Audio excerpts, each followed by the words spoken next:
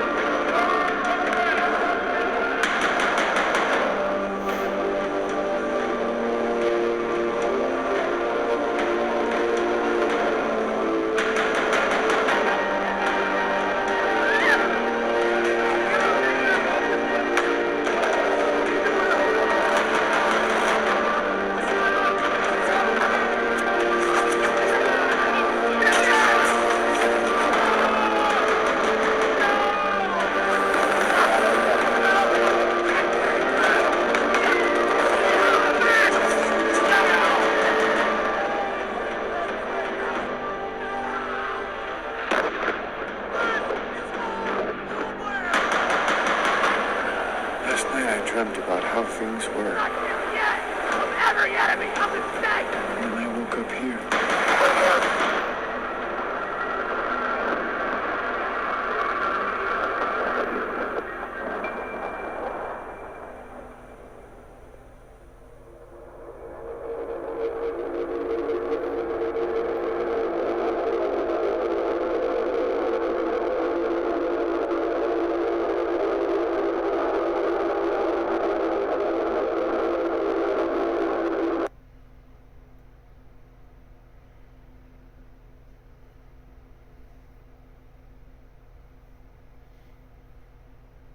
Hey, Anthony.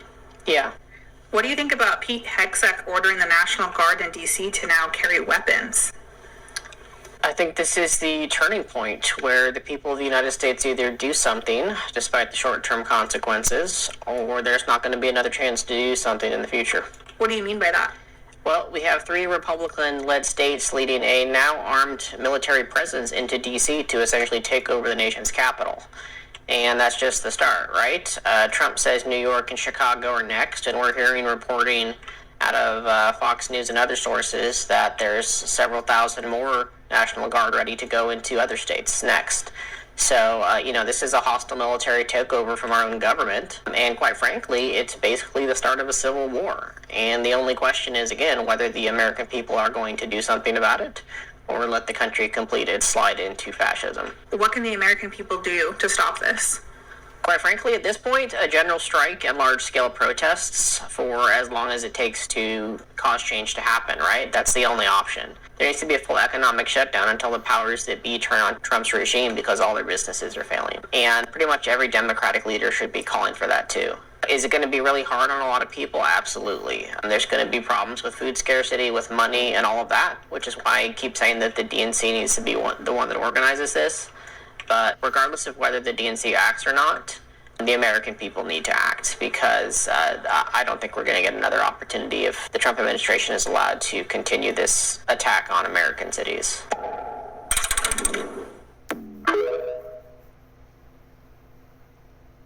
At this very street in Washington, D.C., police set up a checkpoint, stopping cars as they passed. Many residents came out to protest against it. So this checkpoint was set up along 14th Street Northwest, which is very close to the busy U Street corridor. We're speaking with some residents who live in this area today about their reactions. We saw a number of masked men, clearly working for ICE, a small number of protesters, a lot of lights, a lot of cars just stopped in the road. My instinct, negative, right? Get out of the city. A lot of the police were covering their faces, I think, is part of intimidation, which I was upset to see that happening right close to my home. Checkpoint here is not related to any actual public safety concern. From where I live, I can see like the street. I saw like a group of police officers and National Guard just walking. I've lived in DC for almost 4 years now and have never felt unsafe. Now with this increased police presence, I do feel like everyone's on edge. And more developments involving federal troops were seen today as well, including National Guard units and Humvees set up near Union Station. This is disgraceful. I come here every day. I never feel unsafe. For what? For what? You've said that the president's decision to deploy the National Guard, you called it deeply dangerous. What's your message to citizens who say regardless of crime data or trends, this makes them feel safer? Well, I'm embarrassed. I'm angered. And frankly, I'm heartbroken for the members of the National Guard who are asked to take on this mission. As someone who has served this country overseas and who has led soldiers in combat, and as someone who is not just the 63rd governor of Maryland, but also the commander-in-chief of the Maryland National Guard, I take very seriously about how, when, and why I deploy members of our National Guard in cases of emergency and in true crises. And I will not authorize the usage of Maryland National Guard forces for missions that I do not deem to be either mission critical or mission aligned. And what we are seeing right now, this distraction distracting away from the fact that Donald Trump's policies have caused unemployment to go up, have caused people to lose their health care, has caused children to be able to lose their food benefits, and he's now using this as a tool. He's using military personnel, these citizen soldiers, as a cudgel and as a tool to be able to advance his political purposes, because if he really wants to address the issue of violent crime, he just needs to look at what we've done in the state of Maryland over the past 2.5 years, where when I first became the governor in 2022, Baltimore was averaging almost a murder a day. Now, the homicide rate in Baltimore is nearly a 50-year low, and we have watched how the state of Maryland has essentially helped to lead the country in drops in violent crime, in drops in non-fatal shootings, in drops in carjackings. So if he truly wants to understand how to lower crime, he should pay attention to what we're doing in the state of Maryland. And I did it without ever having to once operationalize our National Guard to do municipal policing. Nobody right here. It's nobody in the car. How are y'all just going in people's cars? How are y'all just going in people's cars? How you going in somebody's car? Nobody was over here by this car. Nobody was in the car. I got it. I got the key. I got the key. They used the little airbag thing because that's how they went in my car on M Street, and they not supposed to do that. It was nobody over here, nobody in the car, none of that. So how y'all just going in people's cars? Close that door. Y'all not supposed to just go in people's cars. Nobody was in the car. Nobody was leaning on it, none of that. Hold on, why y'all? No, because why are y'all going in the car? Ladies, back up. Back up, back up, back up, back up, back up. Okay, back up, y'all, back up, y'all. Okay, back up. Back up. Okay, don't push me. Okay, you pushing me. Don't push me because we didn't touch y'all. Don't push me because we didn't touch y'all. We did not touch y'all.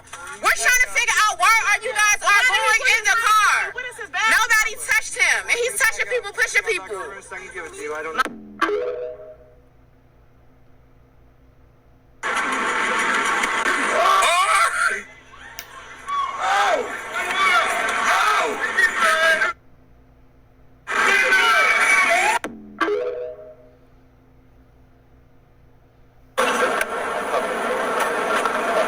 Oh, you guys are ruining this country. You know that, right? Liberals already ruined it. Oh, there we go. Okay. Okay, I'm gonna see some badge work, guys.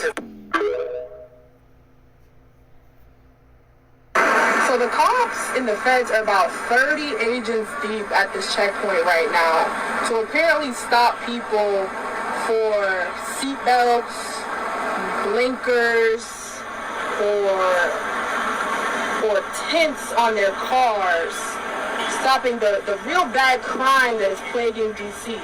So why do you need Homeland Security investigation to manage if they're not wearing their seatbelt? Someone riddle me that. And why do you need 30 people standing around doing nothing with our tax dollars at a checkpoint if it's about seatbelts and safety? Someone please tell me. Just a PSA for girlies in the district, especially runners. I was walking past Union Station, and there was a whole group of DEA federal officers. And I said, what are you supposed to be protecting us from? And he goes, everything. And I looked back and I said, yeah, because I feel so scared. And I started to walk away, and he yelled at me, him being a middle-aged white man, yelled at me, come back here with that little skirt. Told a Metro police officer, didn't look surprised, didn't look like he cared at all. He barely even looked me in the eyes. I feel so safe, DC.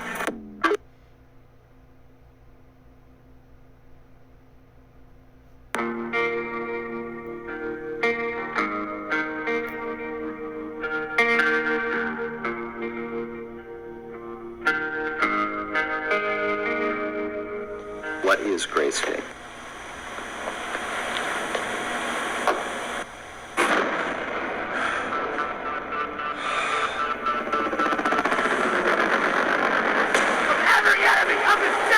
Gray State is less a movie than it is a warning.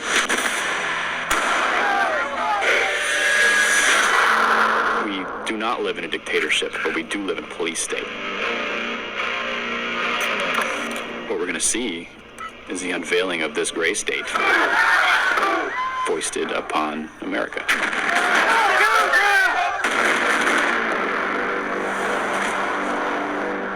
Americans believe that they can't do anything.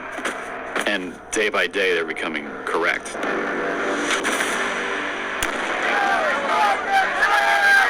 It's a game of numbers, and we're losing.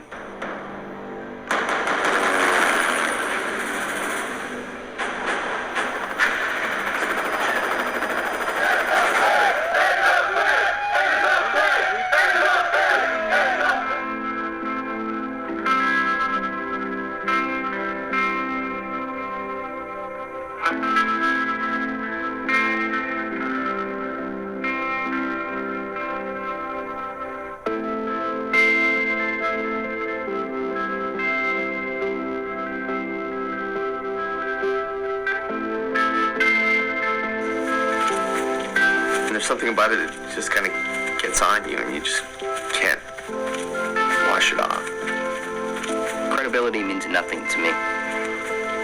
What I care about is truth. I don't think you're missing anything. The only thing you're missing is why.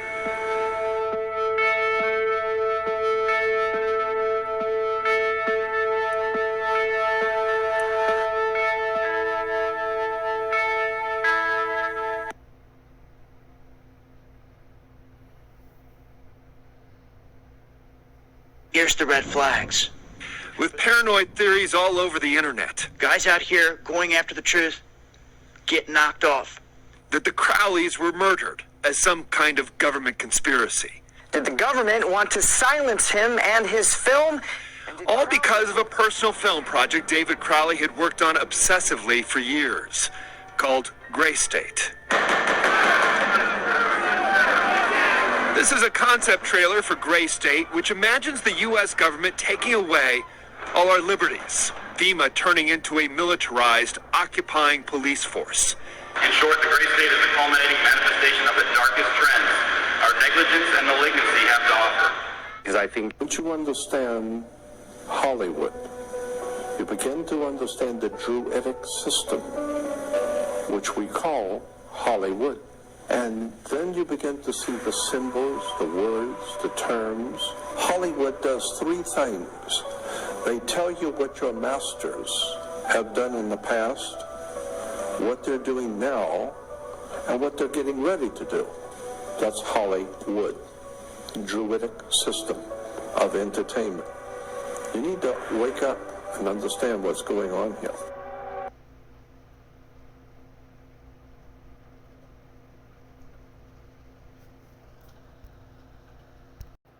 19 states have seceded. The United States Army ramps up activity. The White House issued warnings to the Western forces as well as the Florida Alliance. The future president assures the uprising will be dealt with swiftly. Let me know if you want to try anything on. I'm just aware there's like a pretty huge civil war going on all across America. We just try to stay out. With what we see on the news, seems like it's for the best.